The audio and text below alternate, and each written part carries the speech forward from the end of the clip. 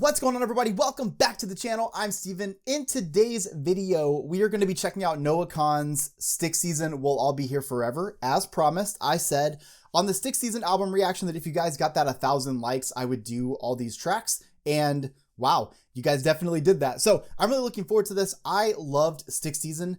I just went to like Vermont, Maine, Rhode Island, Connecticut, New Hampshire, all those states over there.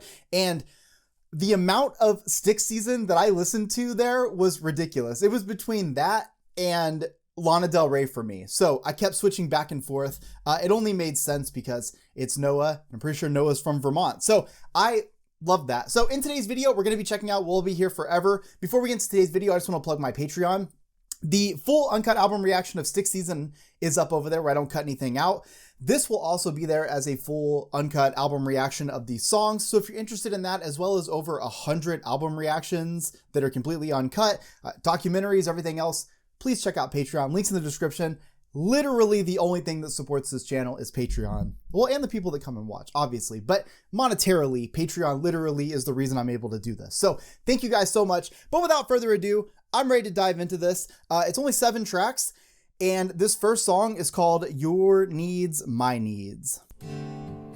Hoping like gold in the light of the moon, holding our breath after 1:32. So lost, subtle change, shorter days,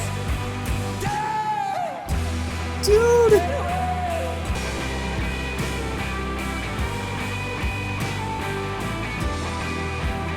Fuck yes.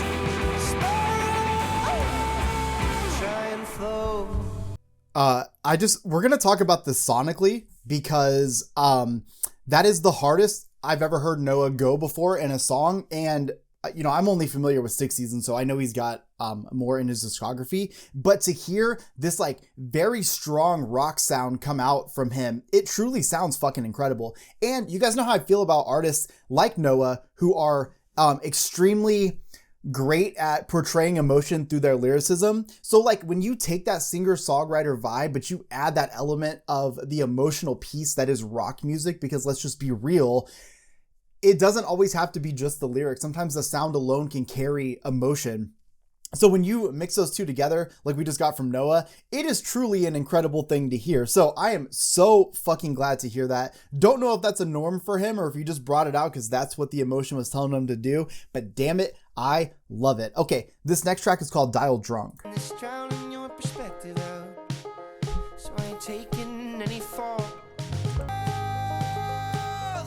Oh, so good.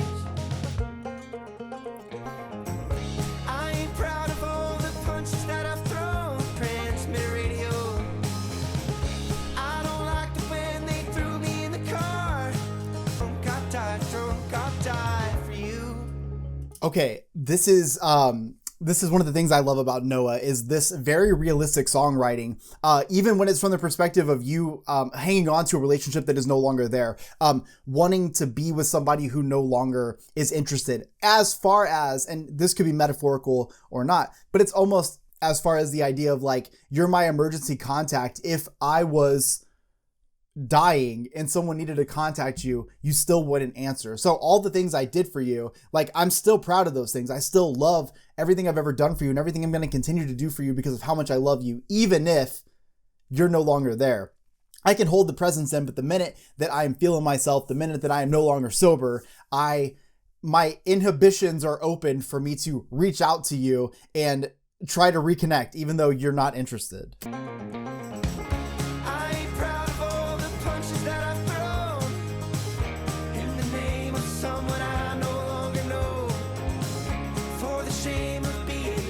I also realized he just said, I'm not proud of the punches that I've thrown, which actually kind of makes everything make more sense because when I said, well, I'm proud of the punches I throw, like I'm going after this person. But obviously, if you're a human in this situation, you're not going to choose to want to be in this situation. The idea of loving someone that does not reciprocate, that is such a painful emotion that no one would have to experience. So yeah, he's not proud of all the shit that he's willing to do for someone that, you know, is no longer connected to him.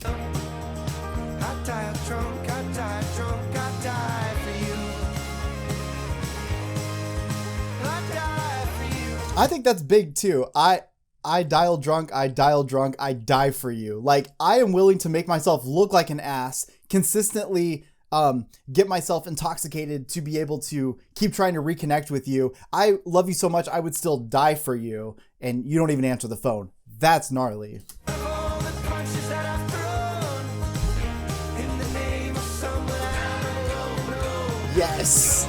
I love this like folksy kind of sound to it has. I dial drunk, I'll die a drunk, I die for you. I'm gonna drink myself to death the amount of love I have for you, and I can't stop the feeling, so I'm medicating myself with alcohol and alcoholism to the point that I can cope with this or die. It's fucking tragic, okay? It is. It's tragic, it's very emotional, it's very sad. However, you gotta commend a guy for being this in love with somebody. It's definitely not a mindset that anybody would want to be in, but to say that Noah's the first person that drank themselves to death due to a broken heart would be a lie. I feel like this happens somewhat regularly. It's really sad, but people do. They go through a loss of a child or a family member or a loved one, and either in death or in, no longer wanting to be around them, and they'll drink themselves to death. And so it's not what you want, and you hope that people can cope and move forward, but there are people that truly can't get themselves out of that rut. And Noah fucking puts things into a way where, like, I want to sing and be happy and tap dance and enjoy and be in a bar singing this with people, right? But on the other side of it, I'm like, God damn, Noah, let me hug you. Like, let me show you that, like, with enough coffee, we can combat any broken heart. Okay, this next track is called Paul Revere. And nothing was the same. Yes, the boys are drunk, the sun is high. Wanna cut it clear. Ride like Paul Revere in a windy. Dude, oh my God, just listen to this run right here. Cut it clear. Ride like Paul Revere in a windy. His ability to write about small towns, I talked about this in the Stick Season album, but it just continues to shine through here. Like, you hear the mention of county line all the time, and like, if you live in like a major city, that really, you don't really think about the county line. You're kind of like always in your county, right? But like, if you grow up in these small towns, like, you really are defined by the county that you live in a lot of the times. And so it's so interesting to hear him be able to put that together in lyricism that makes us like feel like we're in that, like, especially for me, I grew up that way. So yeah, I'm in like my hometown feel. And the idea of like, you grow up around here, everything's the same around here, nothing ever changes. I'm just gonna like move away from here and like reinvent myself. And if you live in a small town, you think about that shit kind of regularly, especially if you've never really gotten out and away from everything. You kind of like are stuck in this just like cycle that is really never ending until you die. Ride like Paul Revere in a windy. Ask me who I am. Ask Oh my me God. who I'm so obsessed with this note change right here. It's just, it's true fucking beauty.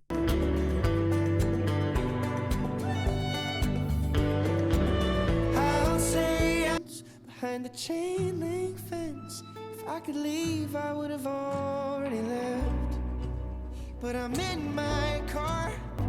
I think this is what I'm talking about. You talk about this cycle of living where you live, and you're so sick of it's the same thing every day, and you just want to get away from here. But like he's saying, I'm in my car and I see my life around me. I see the memories that I have. I see all the things that have made me who I am.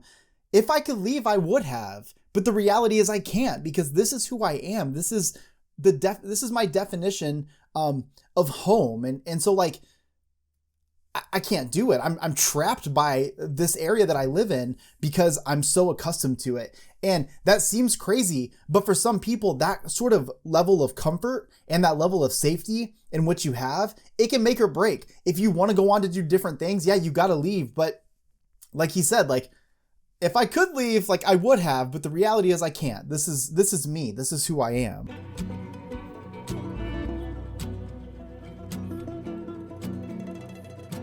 Love the instrumentals in these extended track songs, or extended version songs. Yeah, I love this because, like I said, it's that small town writing that I love from him. The emotion's so real, and I love that he can give so much meaning and so much life to a place. I think that's really cool. We often talk about just people and relationships and things, and that's all very cool too. But the fact that you can really like humanize and give emotions to a place, I think is really beautiful. And I think it just shows the draw that home really has to us, even if we have the means and the ability to finally get out of it. You can't ever leave it. It is who you are, and he does that so well with Paul Revere. This next track is No Complaints. For something, I pull no punches, didn't feel bad for months. Thought I was raised better, tried to fake better, tried to blame weather and escape better. Hope the skin heals where the pain enters. Okay, this is such a good kind of like showcase of when people are going through like depression. He does such a good job lyrically here of kind of like showing the aspects of what it looks like in everyday life to just say, oh, I just feel like shit because the weather sucks, or I'm going to sit here and think about something that my dad did to me that caused me to be the way that I am, or why do I feel this way? I was definitely raised better than this, so this can't be like who I am. It's all the shit we go through in our heads to try to justify the fact that we're just fucking broken at that moment, right? And it happens. But you try so hard to rationalize. I mean, I feel like that's all we do in life, right? We just rationalize what we do.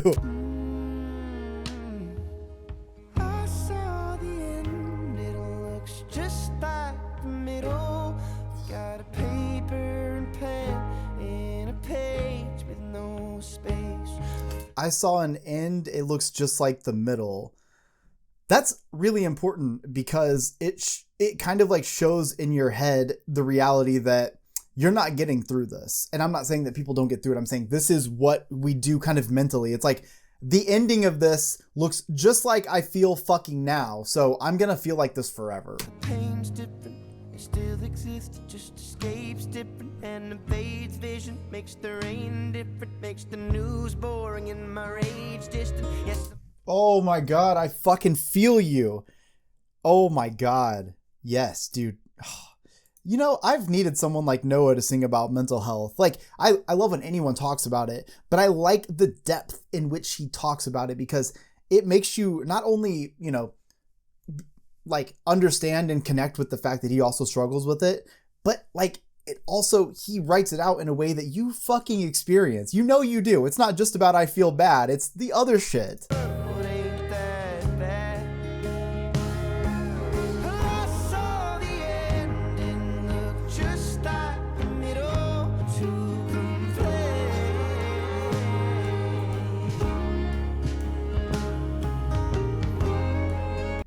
I just think Noah is one of the most beautiful artists, and I think his songwriting, it just hits a level that I've needed this. You know what I mean? Like, I've needed songwriting like this. He basically has written the apathy that comes from getting help with your mental health. Now, I'm the first one to tell you to go get help because it changed my life. When I was 29, I just assumed die because life was just over. That's what it felt like. It felt like all I could think about was the fact that I was going to die. So like, what was the point to keep going, you know?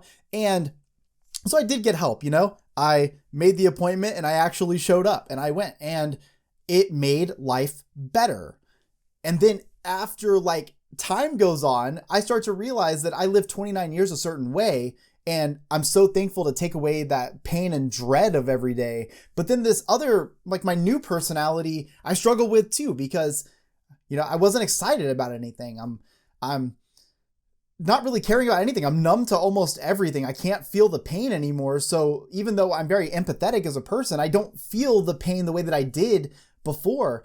And it starts to make it hard to understand things. I love when he says the news is boring, because when you're not having this like sedative kind of thing that happens to your feelings, you know, watch the news and like it can stress you out. It can make you like angry and then like you see everything going on and it just like drives you crazy, right? But then the other side to it is you start watching it and you're like bored by everything. It's so difficult to explain to people that maybe haven't ever gone through this, but anyone who has like tried to like you have to go through the steps to find like the right prescription plus therapy. Like there's an algorithm to every person, and going through that is fucking tough. And so like when you're getting help for your mental health, you should absolutely do it. But it's also like, it's a commitment because you're going to want the help forever. I mean, you should, like, your brain needs the help, right? But also like you have to commit to feeling weird in a lot of steps until you find the medication that works for you. But when it happens, it happens. But that doesn't mean that you don't end up in a situation like No Complaints, because that's what it does to my brain. Okay. This next track is Call Your Mom. I'll drive all night. I'll call your mom. I'll call your mom. Not gonna cry. Not gonna cry. I'm gonna cry. Not gonna cry. Nope. Hold it back. Oh, okay. First, Noah sounds beautiful here. Just want to get that out of the way. Second, you need someone like Noah in your corner. Everyone should have someone like Noah in their corner. I'm not saying Noah exactly, just you need to find someone who is this person, where obviously, and I'm just basing this on first listen, it sounds like there is someone on the other end of this line that is going through something very difficult, and they're possibly making decisions that are permanent decisions. And it sounds like Noah is trying to talk to them. Hey, listen, it gets better. Just because that light is off doesn't mean it can't be turned back on. Doesn't mean the brightness can't come back. I'll drive. I'll go wherever I need to go to be there for you. I'll even like make the phone call to your mom to let her know what's happening. Talk about a rush of emotions. Fuck.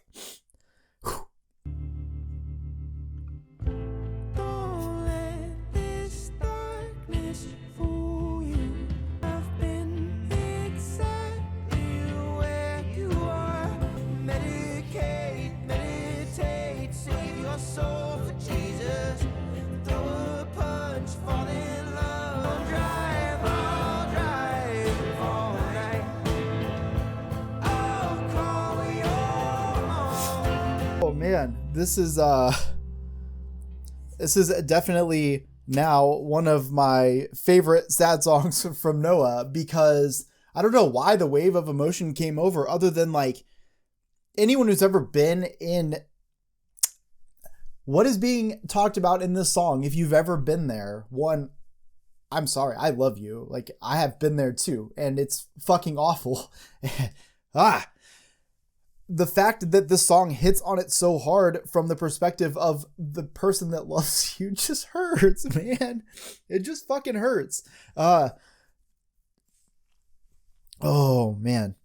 You want someone like Noah in your life. Like, you just want a friend, somebody that is almost like aggressively there for you. Because when it really matters, it really matters. And like, I went through some really rough shit in my life, and when it mattered, there was no one there, and that shit fucking hurt.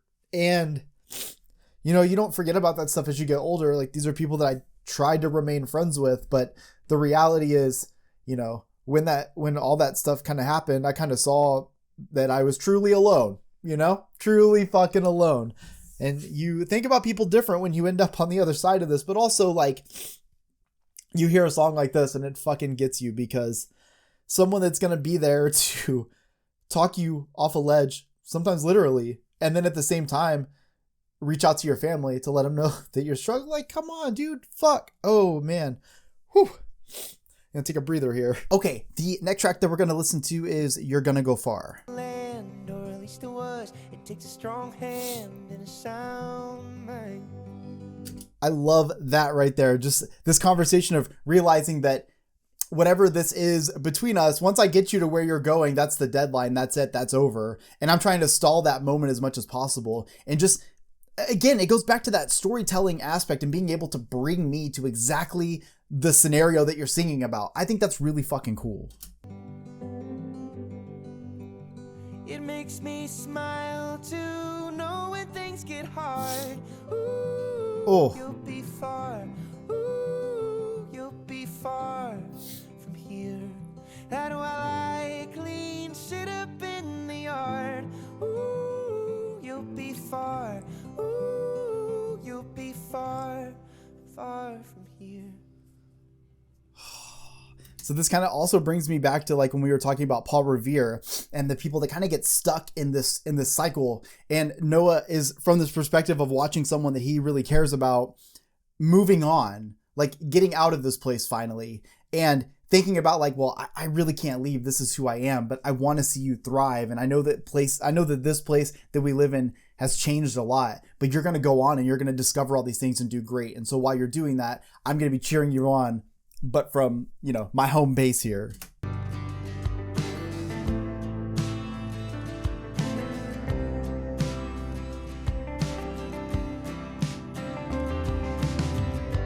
Overdue for a revival. Well, I got drunk and shut you down for always.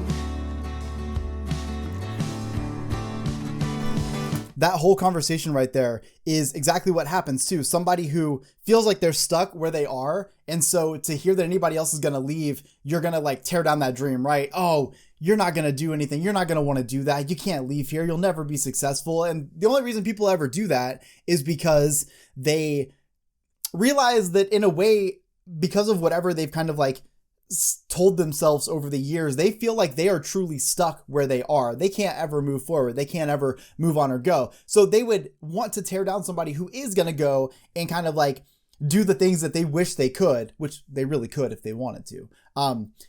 I've experienced this. I'm sure so many people have. It's like as soon as you're doing good, people want to like cut it down. And we'll all be here forever. And then you gotta go far. If you want to go far, then you gotta go far. You know what I really love about this too is it shows a couple different perspectives in the conversations. You know, you got one person that's supportive, driving them to wherever they're going. The next person is a little intoxicated, a little like belittling of their dreams and all this stuff. But the reality is all these people in this small town, they're going to be here forever. So you're going to go and you got to get as far away from here as possible to be able to really reach for those dreams, because we're going to be here forever. And so you can always come back and we'll always be here and we'll always be excited and rooting for you. But at the same time, you have to leave because all of us have been stuck here forever. And, you know, we love where we're at, but this is all we've ever had. It's really fucking, again, cool to hear him be able to just bring so much personality and life to the idea of these small towns. It's just something that I really love about him.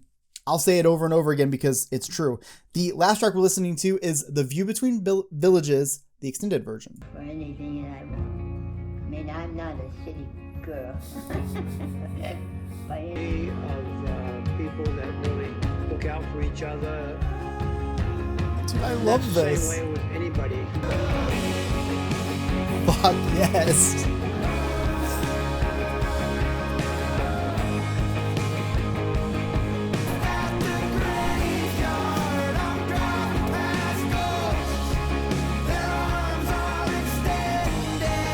Fuck. Dude, I love the extended version of this. I love those voice notes that are in there because this is what I'm talking about. Oh man, just his entire ability to give you the emotions of the ins and outs of a small town life, and then to have voice notes of people that have been there forever and don't really see a reason to go anywhere else because they love this community feel, which is something that is lost every single day as cities get bigger and bigger. The population keeps growing, and I feel like these towns, it's just, you know what? I just drove through all these places like not even a week ago. So like I saw it. I drove through so many states where I didn't see like a single chain store. I didn't see like, fuck, I went through Maine. I saw one Starbucks and it wasn't even opened yet. Like, it's just so weird to like experience that because I've only ever lived either in Texas, you know, outside of Houston, but in a rural area, or in Vegas. Well, in Chicago, I guess, and Florida. I've lived basically I've only ever lived in cities. And just to hear that from people that have been here forever is just incredible. So I love these. I saw a lot of comments that kept saying like, the bonus tracks or the deluxe tracks should have just been on the main version. I totally agree. There wasn't a single song here that felt like it didn't fit in with the original track list of this anyways. These songs are so hard hitting. I love that lyricism is ever present throughout this. In fact, these songs, honestly, like some of them hit really hard. Your Needs, My Needs, just hearing, I'm pretty sure that's the one where he had this like whole rock moment. Totally fucking incredible. Like I was such a fan of hearing that because you mix like that rock feeling with the emotional lyricism that he's got. It's amazing. Dial Drunk, perfection.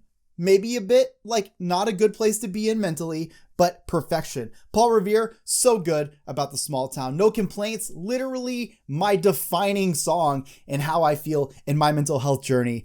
Call Your Mom, absolute tearjerker for me. Also part of my mental health journey.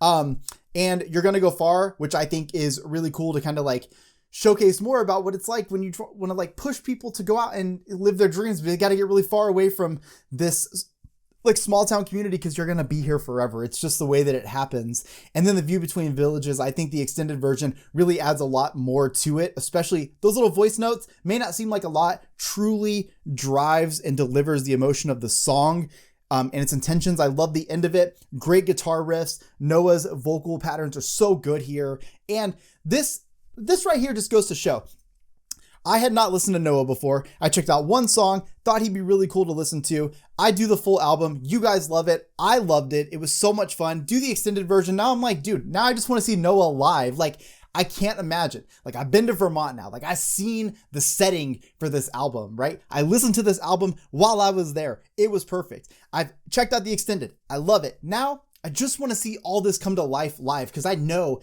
that he is an artist that truly brings the shit into like fucking 4K right in your face. And I'd love to see that. So I hope you guys enjoyed this. Like I said, make sure you guys check out Patreon. Full uncut album reaction to this, to Stick Season, and 100 other albums are available over there, along with just a ton more content. I'm going to be doing like TV shows and stuff pretty soon too, if you guys want to check that out. But I hope you guys enjoyed this. Make sure to leave a like on the video.